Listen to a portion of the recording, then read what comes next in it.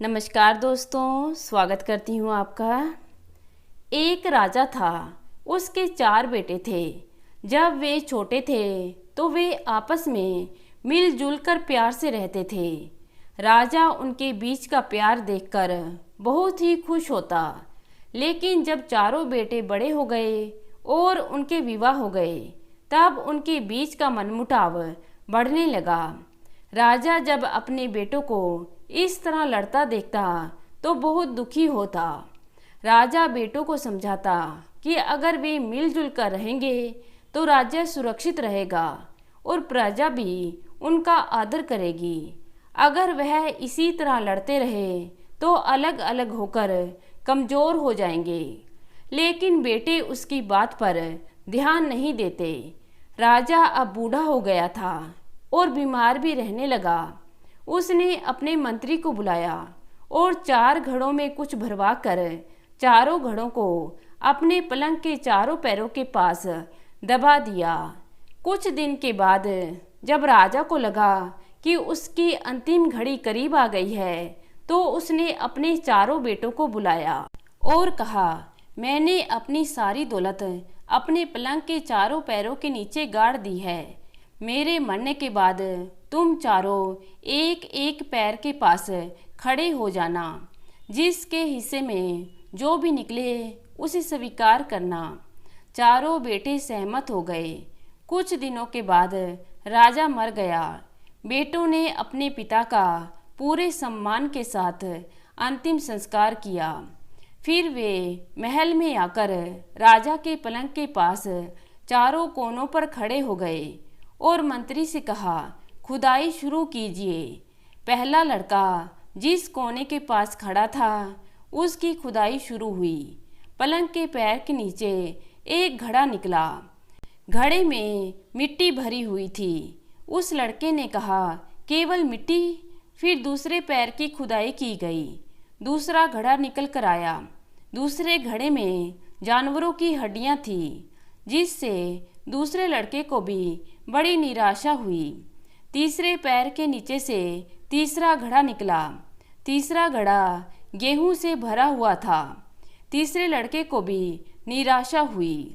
चौथे पैर की खुदाई की गई। चौथे घड़े में से चांदी के कुछ सिक्के निकले।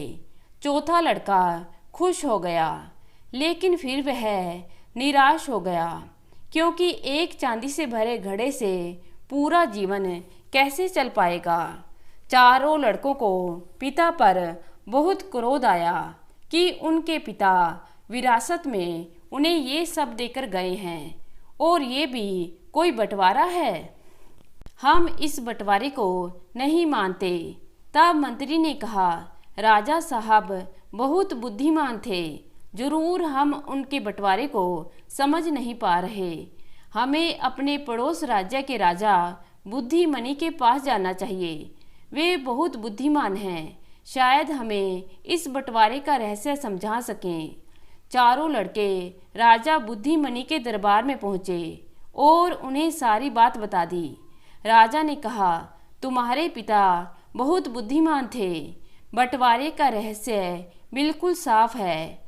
जिस बेटे के घड़े में मिट्टी निकली है, राज्य भर की जमीन उसी की होगी।